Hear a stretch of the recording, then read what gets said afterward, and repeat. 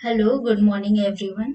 तो आज हम लोग खुद को क्विकली अपडेट करेंगे थ्रू इंडेस 23 और एएस 16। इंडेस 23 और एएस 16 में ज़्यादा डिफरेंस नहीं है, इसीलिए हम एक साथ ही इसे कवर करेंगे। तो ये है बोरोइंग कॉस्ट के ऊपर। तो बोरोइंग कॉस्ट होता क्या है? सपोज हमने किसी भी बैंक से या कहीं से भी अगर कोई लोन लिया है, तो फिर उसका हम जो इंटरेस्ट पेमेंट करते हैं उसे हम बोरोइंग कॉस्ट कहते हैं। लेकिन ये सिर्फ हमारे लोन और डेट पे एप्लीकेबल है, इसे हम इक्विटी या प्रेफरेंस शेयर पे अप्लाई नहीं कर सकते हैं। तो वन बाय वन हम इस बाकी स्लाइड्स के थ्रू जाते हैं ये समझने के लिए कि हमारा बोरोइंग कॉस्ट कब कैपिटलाइज हो सकता है और कब हम इसे एज ए एक्सपेंस ट्रीट कर सकते हैं। तो सबसे पहले हम जानेंगे कि बोरोइंग कॉस्ट होता क्या है, मतलब इंड एस 23 कहता क्या है, वो कहना क्या चाहता है। तो देखिए, बोरोइंग कॉस्ट जो है उसे हम कब कैपिटलाइज कर सकते हैं, ठीक है। तो borrowing cost that are directly attributable to acquisition, construction और production of qualifying asset. Qualifying asset क्या होता है? क्वालिफाइंग एसेट वो होता है जो जनरली वर्ड पे मैं फोकस इसलिए कर रही हूँ क्योंकि ये स्टैंडर्ड ऐसा स्पेसिफाई नहीं करता है कि नहीं 12 महीने ही लगने चाहिए। मोर देन 12 मंथ्स भी हो सकता है और लोअर देन 12 मंथ्स भी हो सकता है, अगर वो सिग्निफिकेंट है तो क्वालिफाइंग एसेट का मतलब होता है कि जिसमें एक सब्सटेंशियल पीरियड लगे, जो कि नेसेसरी है। नेसेसरी वर्ड पे फोकस क्यों किया? क्योंकि सपोज अगर किसी एसेट को बनने में 12 मंथ्स लगता है, बट हम जानबूझ के उसे 20 मंथ्स में बना रहे हैं ताकि हम अपना इंटरेस्ट बहुत लॉन्ग टर्म 20 मंथ्स तक कैपिटलाइज कर सकें, तो ये गलत है। इसीलिए मैं यहाँ पे नेसेसरी वर्ड पे फोकस कर रही हूँ। तो बोरोइंग कॉस्ट वो होता है, borrowing cost that are directly attributable to acquisition, मतलब एसेट का एक्विजिशन, कंस्ट्रक्शन मतलब कोई भी construction, building, plant, machinery, anything, और production of qualifying asset that may be more than 12 months or etc, but it takes substantial period are incurred in the cost of asset। हाँ, इसे हम capitalise करते हैं जो हमारे कॉस्ट ऑफ एसेट में, अगर हम किसी एसेट को बना रहे हैं, हमारे लिए लैंड भी, एक प्लांट भी, एक मशीनरी भी, ये सारी चीजें एसेट हैं, तो अगर उसके लिए हम कोई भी बोरोविंग ले रहे हैं तो वो हमारा कैपिटलाइज होगा। लेकिन जो अदर बोरोविंग कॉस्ट है, जैसे कि अगर हम सपोज वर्किंग कैपिटल के लिए ले रहे हैं या कोई भी अदर बोरोइंग कॉस्ट हो गया, तो उसे एज अ हम एक्सपेंस ट्रीट करते हैं in the period in which they are incurred. अब बोरोइंग कॉस्ट यहाँ पे मैंने लिख के बताया है कि इंटरेस्ट ऑन बैंक ओवरड्राफ्ट और बोरोइंग, और interest related to lease liabilities, exchange difference on foreign currency borrowing, ये बहुत इंपॉर्टेंट है। इसे हम ऐसे समझेंगे, सपोज मैं कोई मशीन इंपोर्ट कर रही हूँ फॉरेन से, सपोज यूएसए से मैंने कोई मशीन मंगाया, और जब मैंने मशीन का ऑर्डर दिया था तब हमारा जो इंडियन करेंसी था वो 60 रुपीज था इन एक्सचेंज ऑफ डॉलर। लेकिन जब वो मशीन 6 मंथ बाद इंपोर्ट होकर के आई तो हमारा इंडियन करेंसी गिर गया, मीन्स हमारे इंडियन करेंसी की वैल्यू गिर गई। हमारे इंडियन करेंसी की वैल्यू गिर जाएगी तो क्या होगा, मतलब अब इंडियन रुपी पर डॉलर हो गया 65 रुपीज, जो पहले था 60 रुपीज। तो अब हमें वो जो 60 - 65 का जो डिफरेंस है, जो उसे पे करना पड़ेगा फॉरेन एक्सचेंज में, उसे हम कैपिटलाइज कर सकते हैं अपने एसेट के अंदर। तो ये भी हमारा एक बोरोइंग कॉस्ट के अंदर आता है। अब देखिए, कोई भी इंडेक्स जब हम पढ़ते हैं या हम उसे एग्जाम पर्सपेक्टिव से पढ़ते हैं या रिमेम्बर करने के लिए, तो कोई भी इंडेक्स या एएस किसी पर्टिकुलर पर्सन ने बनाया होता है, उसे कुछ सोच के बनाया होता है कि कहाँ अप्लाई करना है, कैसे। तो उसका एक लिखने का या समझाने का तरीका होता है। तो सबसे पहले किसी भी एएस या इंडियस में क्या होता है, सबसे पहले हम उसके बारे में थोड़ा जानते हैं कि वो है क्या, वो इंडियस कहना क्या चाहता है। उसके बाद हम समझते हैं कि वो कहाँ कहाँ अप्लाई हो सकता है। उसके बाद हम ये भी समझते हैं कि वो कहाँ कहाँ अप्लाई नहीं हो सकता है। कहीं ऐसा तो नहीं है कि हम कहीं उसे ऐसे जगह यूज कर रहे हैं जिससे कि हमारा बेनिफिट हो, लेकिन गवर्नमेंट को लॉस हो जाए, किसी इंडस्ट्री को लॉस हो। फिर उसके बाद हम उसके डिस्क्लोजर्स जानते हैं कि हमें क्या क्या डिस्क्लोज करना है अपने फाइनेंशियल स्टेटमेंट में, जब हम उस स्टैंडर्ड को अपने पे इम्प्लाई कर रहे हैं। उसके बाद हम उसका कंक्लूजन लिखते हैं।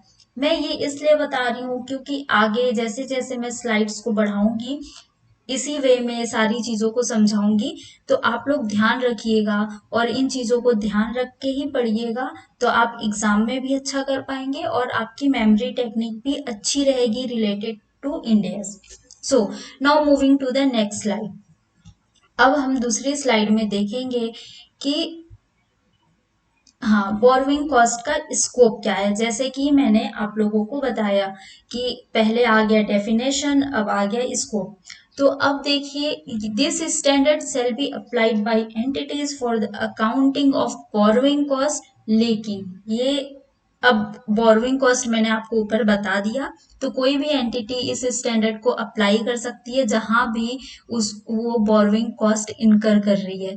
लेकिन इस इंडियस को कहाँ कोई भी एंटिटी अप्लाई नहीं कर सकती है। कहाँ अप्लाई नहीं कर सकती है?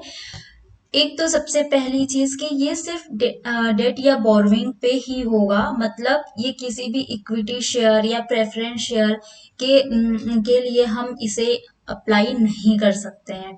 ऑल्सो ये किसी भी बायोलॉजिकल एसेट के वैल्यूएशन पे भी अप्लाई नहीं होगा, क्योंकि बायोलॉजिकल एसेट को वो हम जो जब वैल्यूएशन करते हैं वो फेयर मार्केट वैल्यू पे वैल्यूएशन करते हैं, मतलब जो भी मार्केट में उस टाइम रेट चल रहा होता है उस पे। और फिर जब भी हम कोई चीज बहुत ही ह्यूज क्वांटिटी में या रिपीटेटिवली बना रहे हो, वहां भी बोरोइंग कॉस्ट अप्लाई नहीं होता है, बिकॉज बहुत मुश्किल हो जाता है कि आप हर रोज हर एक छोटी छोटी चीज में कितना बोरोइंग कॉस्ट को एलोकेट करोगे। जैसे सपोज वाइन बहुत सारी बॉटल्स बन रही हैं, तो वहां भी बोरोइंग कॉस्ट अप्लाई नहीं होगा।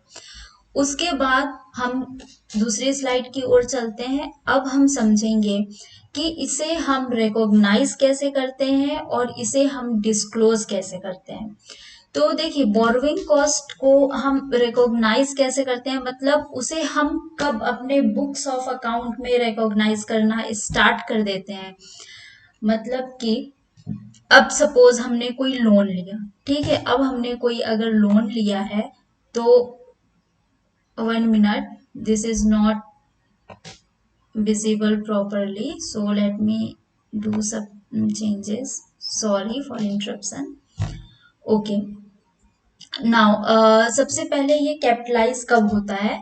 तो ये कैपिटलाइज होना तब स्टार्ट होता है जब कि हमारा जो भी कंस्ट्रक्शन है या एक्विजिशन है वो स्टार्ट हो जाए। मतलब कि जो कॉस्ट ऑफ एसेट जो है, जो जिसे हम कंस्ट्रक्ट कर रहे हैं, वो बनना हमारा स्टार्ट हो जाए। हाँ, तो उसके बाद हम लोग बोरोइंग कॉस्ट को रिकॉग्नाइज करना स्टार्ट कर देते हैं।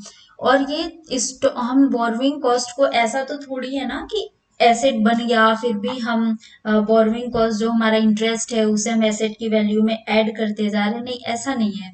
उसे एक टाइम पे हमें बंद भी करना होता है। तो स्टार्ट हम तब करते हैं जब भी हमारा कोई कंस्ट्रक्शन, एक्विजिशन या प्रोडक्शन स्टार्ट हो जाए, और हम उसे एंड तब करते हैं जब वो कंस्ट्रक्शन कंप्लीट हो जाए, हमारा एसेट एक्वायर हो जाए। इस तरीके से तब फिर से हम उसे स्टॉप कर देते हैं। अब जैसे कि यहाँ पे देखिए लिखा है, substantially all the activities necessary for the purpose of qualifying asset for its intended use और sale are complete। मतलब सपोज हमने कोई, अब जैसे कि हमने कोई बिल्डिंग कंस्ट्रक्ट करना स्टार्ट किया, तो वो बिल्डिंग का कंस्ट्रक्शन स्टार्ट हुआ, हम बोरोइंग कॉस्ट उस बिल्डिंग के साथ कैपिटलाइज करते जा रहे हैं। तो अब वो बिल्डिंग जब बन के कंप्लीट हो गई, अब उसमें हम प्रोडक्शन कर सकते हैं, तो हम बोरोइंग कॉस्ट को अब और कैपिटलाइज नहीं करेंगे। अब डिस्क्लोजर हमें क्या क्या देना होता है? देखिए, डिस्क्लोजर इसमें ज्यादा कुछ भी नहीं देना है, ये इंडेस बहुत ही सिंपल है। इसमें हमें सिर्फ ये बताना होता है कि हमने कितना अमाउंट ऑफ बोरोइंग कॉस्ट को कैपिटलाइज किया है और किस रेट पे कैपिटलाइज किया है, और हमारा कौन कौन सा बोरोइंग कॉस्ट एलिजिबल है फॉर कैपिटलाइजेशन। तो हमें सिर्फ इतनी ही चीजें बतानी है डिस्क्लोजर में कि हम किस रेट पे कैपिटलाइज कर रहे हैं और हमने किस रेट पे बोरो किया है, कितना बोरो किया है, और उसे कैसे कैपिटलाइज कर रहे हैं, बस इतना ही हमें बताना है डिस्क्लोजर में। उसके बाद सबसे इम्पोर्टेंट चीज, यहाँ पे बोरोइंग कॉस्ट के टाइप्स कितने हैं? तो बोरोइंग कॉस्ट दो टाइप के होते हैं, जैसे कि स्पेसिफिक बोरोइंग कॉस्ट और general borrowing cost. Specific borrowing cost में क्या होता है कि हम सपोज हम जैसे कि स्पेसिफिक बोरोइंग कॉस्ट क्या हुआ, हमने कोई लोन लिया, तो हम किसी स्पेसिफिक चीज के लिए ले रहे हैं कि हम इससे कंस्ट्रक्शन ही करेंगे या हम इससे पर्टिकुलर ये मशीन ही खरीदेंगे, वो हो गया हमारा स्पेसिफिक बोरोइंग कॉस्ट। ठीक है, तो स्पेसिफिक बोरोइंग कॉस्ट हम पूरा का पूरा जो भी हमारा एक्विजिशन या कंस्ट्रक्शन रहेगा उसमें पूरा कैपिटलाइज कर देंगे, लेकिन अगर उससे हमें उस ड्यूरेशन हमें कोई बेनिफिट अराइज हो रहा है तो उसे हम माइनस करेंगे। लेकिन जनरल बोरोइंग कॉस्ट क्या होता है? सपोज जनरल बोरोइंग कॉस्ट ये होता है कि हमने बोरो तो कर लिया है, बट हमने उसे उसे जनरल पर्पस के लिए किया है कि हमें इतने अमाउंट की जरूरत है अपने बिजनेस में, जिसे कि हम इन फ्यूचर यूज करेंगे। किस चीज में यूज करेंगे हमें नहीं पता है, हो सकता है हम उससे बिल्डिंग खरीद कंस्ट्रक्ट कराएं, हो सकता है कि हम उससे मतलब कोई कंस्ट्रक्शन करते हैं। तो अब क्या होता है कि इसमें हम वेटेड एवरेज कैलकुलेशन करते हैं, मतलब अगर हमारी बिल्डिंग है 5 फ्लोर की और एक फ्लोर सपोज कंस्ट्रक्ट हो गया और उसमें हम लोग कोई भी प्रोडक्शन स्टार्ट कर दिए और बाकी के 3 फ्लोर बचे हुए हैं, लेकिन फिर भी क्योंकि हमने एक फ्लोर बना दिया है, अब हम उसमें प्रोडक्शन करने लगे हैं, तो हम वेटेड एवरेज लगाएंगे। मतलब अब हम सपोज हमें 5 फ्लोर बनाना है और हमने 100 करोड़ का लोन लिया है, तो 20 करोड़ सपोज नीचे में लग गए, तो बाकी के 80 करोड़ पे ही हम अब जो भी हमारा बोरोइंग कॉस्ट है उसे कैपिटलाइज करेंगे। जो नीचे का कंस्ट्रक्ट हो गया उसमें अगर हमारा काम स्टार्ट हो गया तो हम उसमें नहीं करेंगे, मतलब यहाँ पे वेटेड एवरेज बोरोइंग कॉस्ट लगता है। Okay, and now this is all for the India's 26 India's 23 and 16. So thank you. Actually I am not getting much time after office, so I am not able to make much videos, but I am giving all my efforts to keep you all updated. So thank you, that's all for today.